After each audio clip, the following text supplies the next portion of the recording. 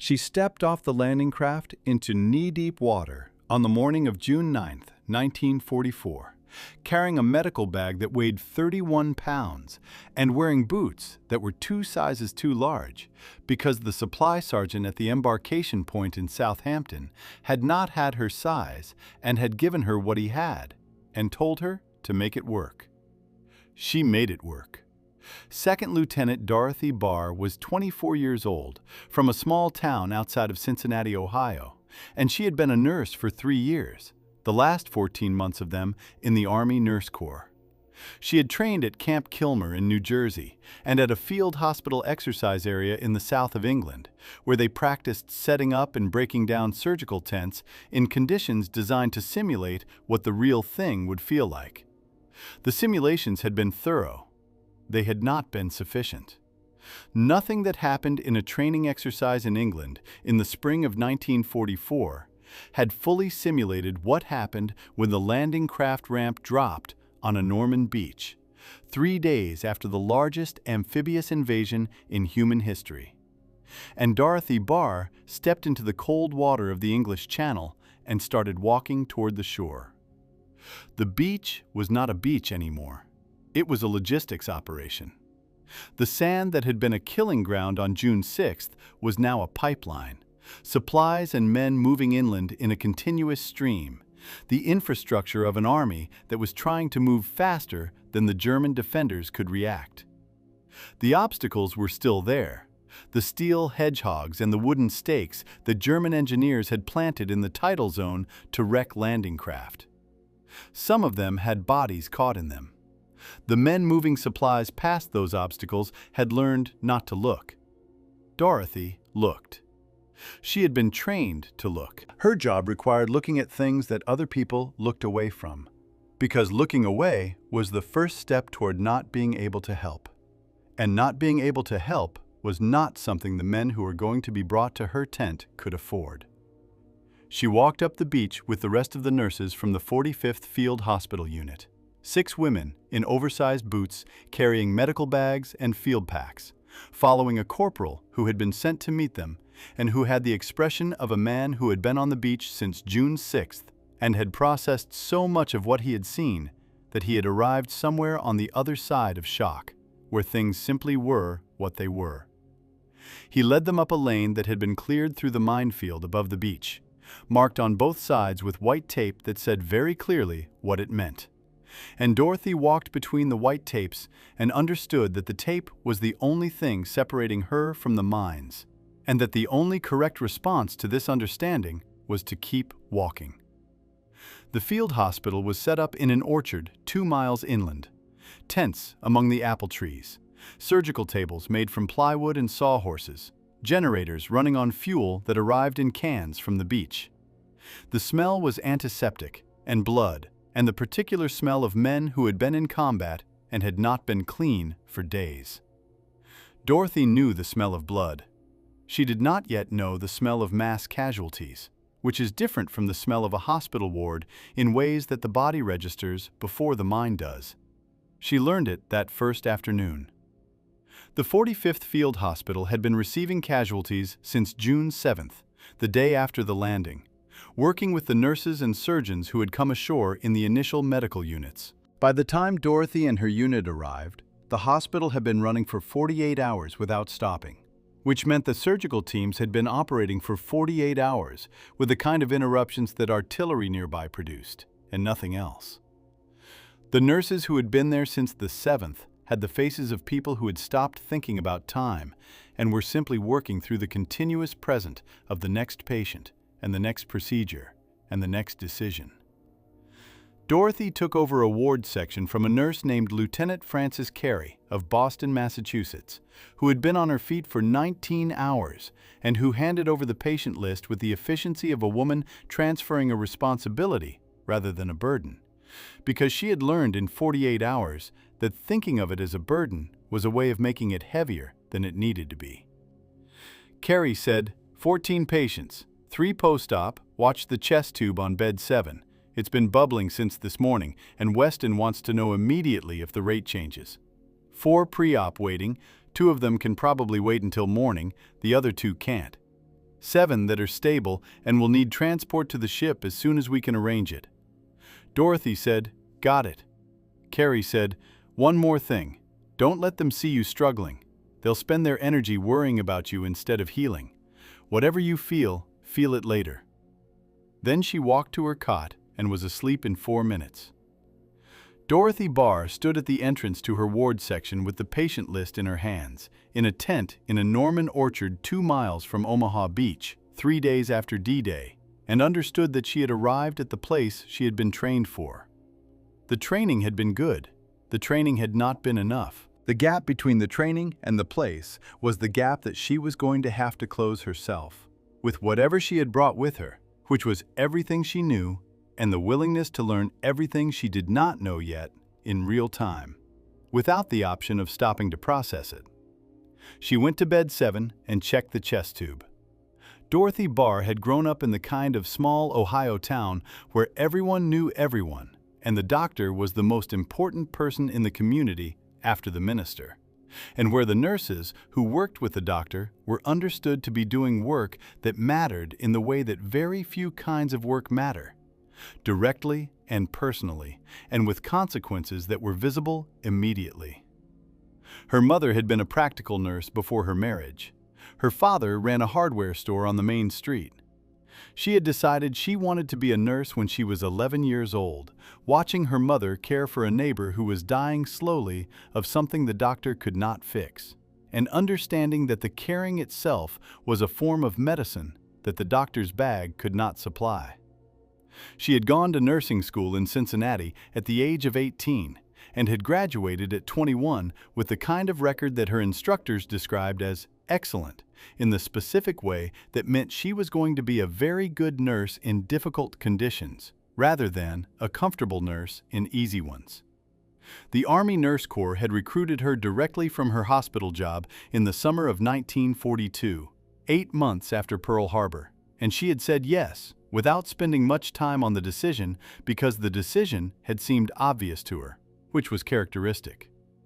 She had trained on everything the Army could teach her about field medicine and triage and surgical assistance and the management of trauma in conditions where the resources available were always less than the resources required. She had practiced in exercises that simulated mass casualties and learned to make decisions about priority under time pressure that her civilian training had not prepared her for, because civilian nursing was organized around the assumption that everyone would eventually receive care, and military field nursing was organized around the different and harder assumption that not everyone would, and that the nurse's job was to make the best possible decisions about who received what care when, with the information and the supplies and the time that were actually available, rather than the information and the supplies and the time that would have been ideal. This is called triage, and it is the central moral and practical challenge of field medicine, and it is not something that any amount of training fully prepares a person for, because the training simulates the decision but cannot simulate the weight of making it with a real person in front of you. Dorothy learned the weight in the first week. The casualties that came through the 45th Field Hospital in the weeks after D-Day were the casualties of an army fighting its way off a beach and through the Norman hedgerow country inland, which was some of the most difficult terrain for mechanized infantry that the European theater produced. The hedgerows, the ancient earth and root barriers that divided Norman fields into small compartments, turned every field into a defensive position, and every crossing from one field to the next into an infantry problem that cost men in ways that the planners had not fully anticipated. The casualties came in with the specific wounds of hedgerow fighting, fragment wounds from grenades and mortars, gunshot wounds from rifles fired at close range, burns from vehicles that had been hit by anti-tank weapons in the narrow lanes between the hedgerows. Dorothy learned what hedgerow fighting did to a body. She learned it from the bodies that came to her tent, from the wounds she dressed and the procedures she assisted with, and the men she held while the surgeons worked on them. She learned the specific geography of human injury, which part of the body a fragment from a specific type of explosion tended to hit, which wounds were survivable with immediate treatment, and which were not, Which men were going to make it through the night and which were not. Not with certainty, but with the probabilistic knowledge that accumulates in a person who is paying attention and has enough cases to learn from. She paid attention. She had enough cases.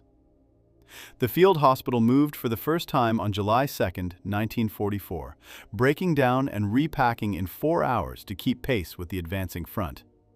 It was the first of what would become, over the next 11 months, a movement that Dorothy eventually stopped counting because the number had become less meaningful than the rhythm, the setting up and the working and the breaking down and the moving and the setting up again. A continuous cycle that defined the texture of her life, from the apple orchard in Normandy to the German town where the war ended. She became very good at the setting up and the breaking down. She developed a personal system for her equipment and her supplies that allowed her to pack and unpack in a fraction of the time the process had taken in training, which was important because the time spent packing and unpacking was time not spent on patients, and the patients were always there. The system was the kind of practical adaptation that the gap between training and reality produces in people who are paying attention, and Dorothy Barr was always paying attention. What she did not become good at, and what Francis Carey's instruction on that first afternoon had told her not to try to become good at, was the feeling of it while it was happening. Carey had told her to feel it later, and Dorothy had taken this as practical advice rather than emotional suppression, because there was a difference. Suppression was pretending the weight was not there. Carey's instruction was about timing. Feel it later, not never, later. Later, for Dorothy, happened in a 30-minute window after the last patient rounds and before she had to sleep. Lying on her cot in whatever building or tent or corner of a field the hospital was currently occupying. She had 30 minutes in which to process the day, before exhaustion made processing impossible. And she used those 30 minutes with the same systematic attention she brought to everything else. She wrote letters home. She wrote to her mother and her father and her younger sister and the friends from nursing school who were scattered across the various theaters of the war.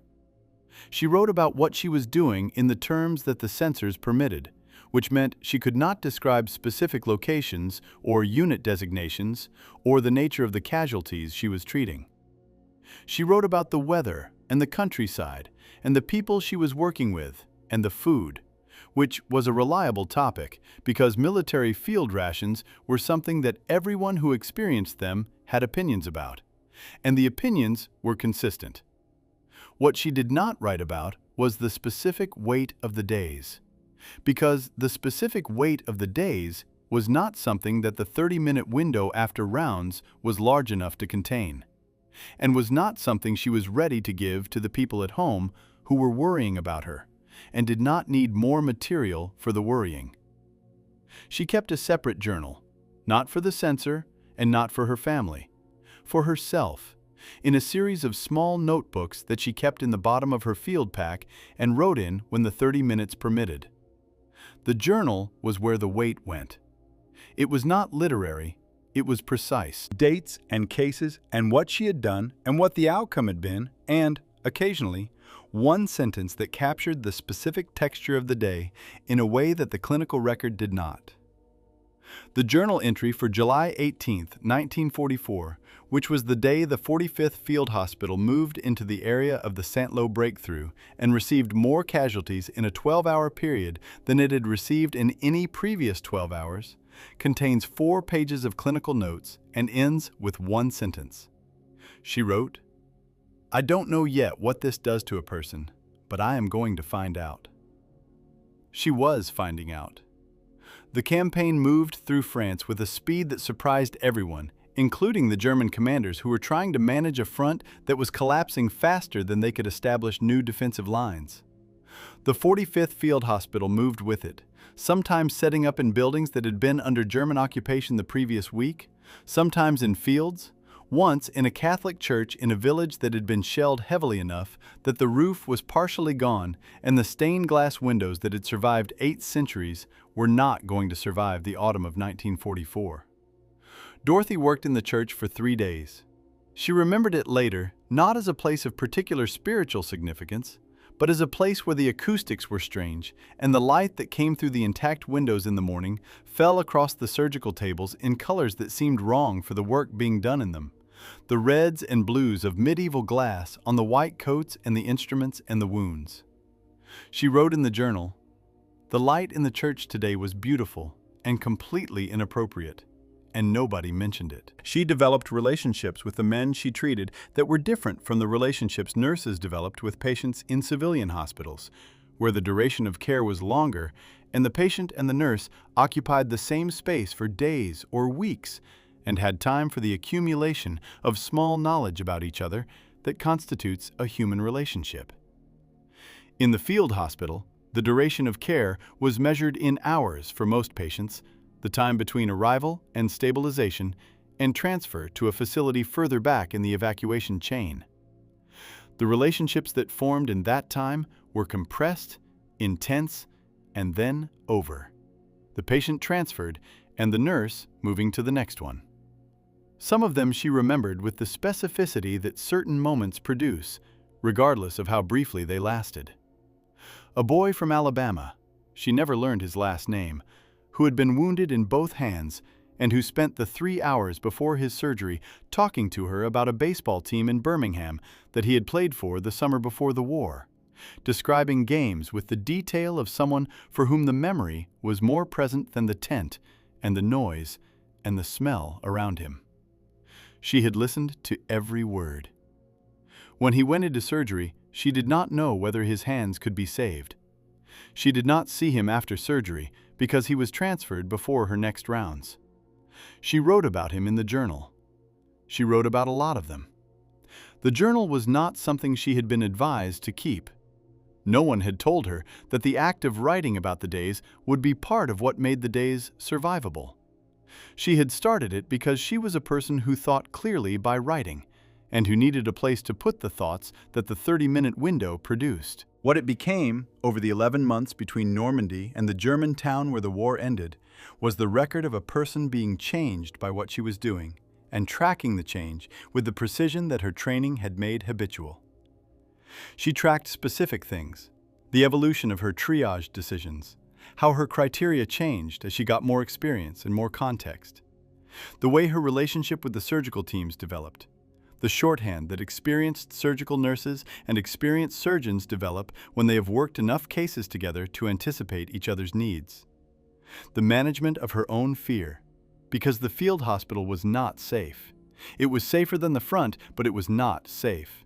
And learning to work in the presence of fear rather than waiting for its absence was a specific skill that the training had addressed in theory and that the practice required her to develop in reality. She wrote in October, after the hospital took indirect artillery fire that wounded 2 patients and killed a Belgian civilian who had come to ask for help, "Fear is not the problem. The problem is mistaking fear for information that it isn't. It tells you danger is present. It doesn't tell you what to do about it. Those are different questions." The 45th Field Hospital crossed into Belgium in September, into Luxembourg in the autumn, into Germany itself in the spring of 1945, following the line of the Allied advance through the terrain of a war that was ending but had not yet ended, which was a specific condition with specific dangers that were different from the dangers of a war that was clearly ongoing. The German defenders in the final months were not organized in the way they had been in Normandy. They were sometimes fanatical in ways that organized defense was not. Individual soldiers or small units fighting for reasons that had moved past strategy into something else. And the casualties that this produced had a character that Dorothy recognized and documented in the journal as the casualties of a war that was past the point where the dying made strategic sense, but had not yet reached the point where it stopped. She treated German prisoners. This was not remarkable. The Geneva Convention required it, and the Army's medical units observed the requirement. And the wounded German soldiers who came through the 45th Field Hospital received the same triage assessment and the same treatment priority as the American soldiers around them, which was the medically correct thing, and also, Dorothy found, not something that required any particular moral effort.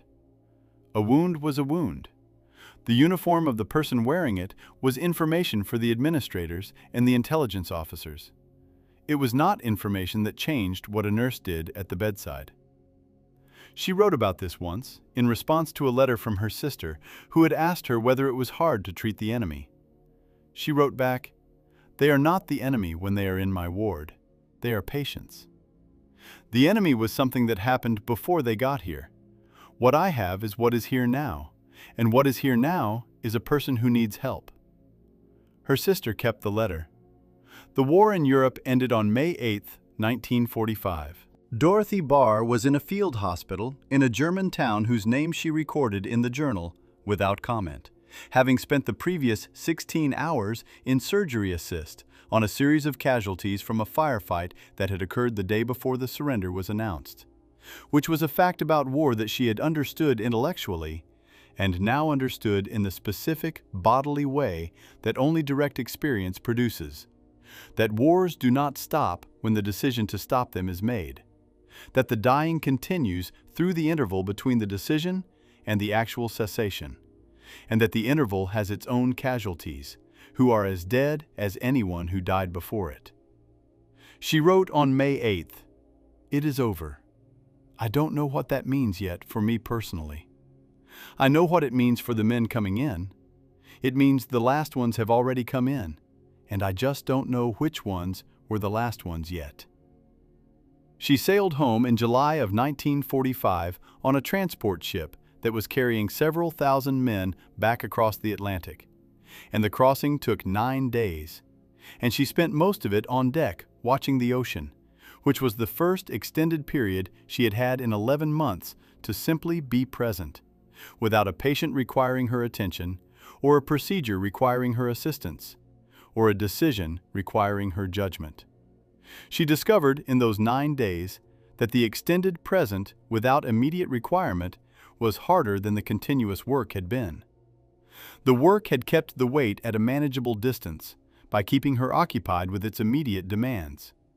The 9 days on the Atlantic removed the occupation and left the weight, and the weight was heavier than she had been tracking in the journal, because the journal had been tracking it in pieces, and the pieces assembled into something larger when there was time to see them together. She was not alone in this. The transport was full of men who were having the same discovery. The particular disorientation of people who have been operating under sustained extreme pressure and are now in a space where the pressure has been removed, and the body and the mind do not immediately know what to do with the removal. She recognized it in the faces of the men on deck, because she had seen it in the faces of men in the recovery wards. The specific expression of someone whose system has been running at a level it was not designed to sustain, and is now trying to find the level it was designed for. She could diagnose it in others. She was not fully able to manage it in herself. She arrived in New York on a Tuesday in July. Her parents had come from Ohio to meet her. Her mother was on the pier when the transport docked, which Dorothy saw from the deck, her mother's face upturned among the hundreds of faces upturned on the pier. And Dorothy looked at her mother's face and felt something that she had not allowed herself to feel for 11 months, which was the specific combination of relief and grief that comes from being safe after a long time of not being safe, and which is not a simple emotion and does not behave in a simple way when it finally arrives.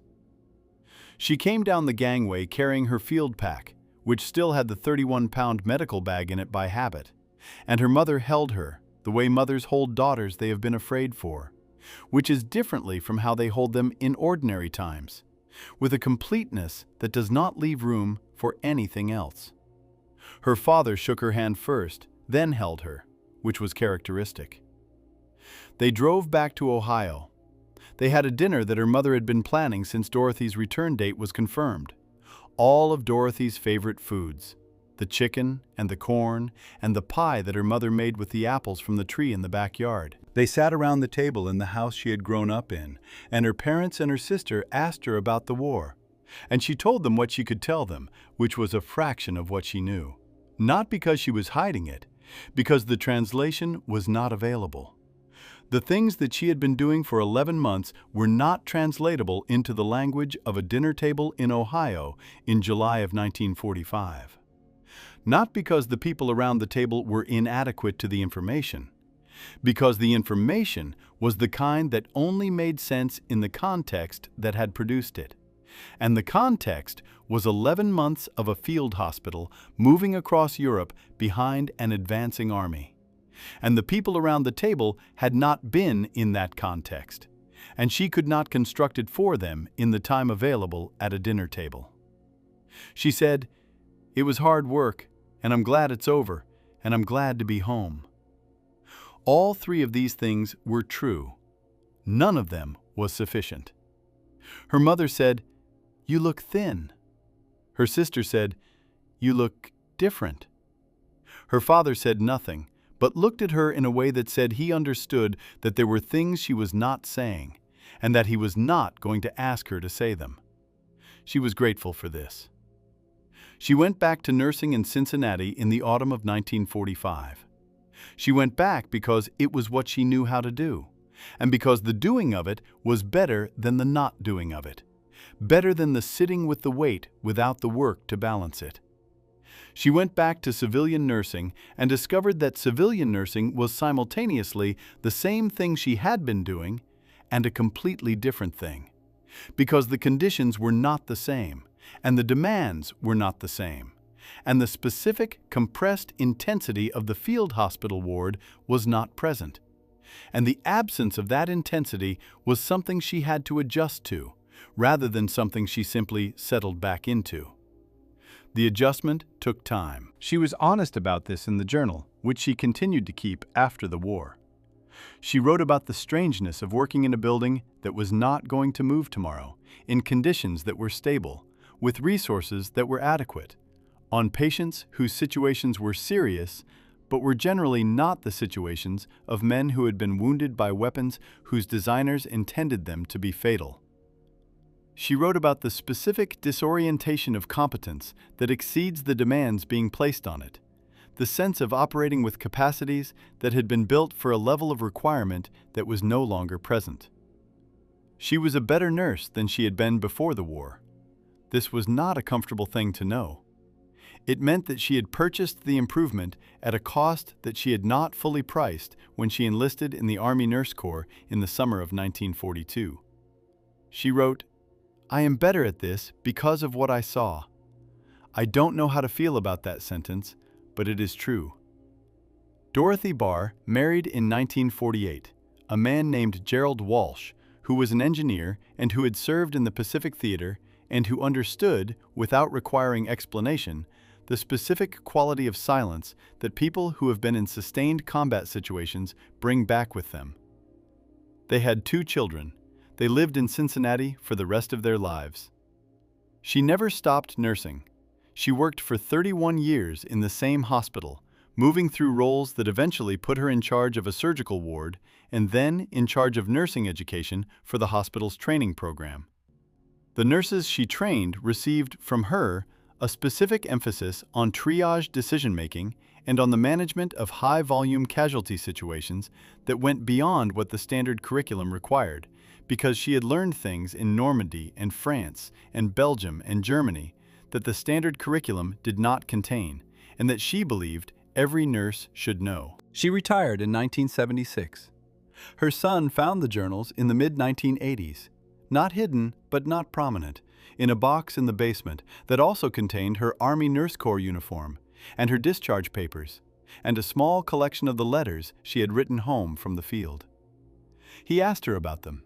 She said, "I kept them because I thought I might need them someday to remember exactly what it was." He asked, "Did you?" She was quiet for a moment. Then she said, "I didn't need them to remember. I needed them to understand. Those are different things." He asked her if she thought what she had done was heroic. She said, "I think it was necessary. The men needed someone to take care of them. I knew how to take care of them, so I did.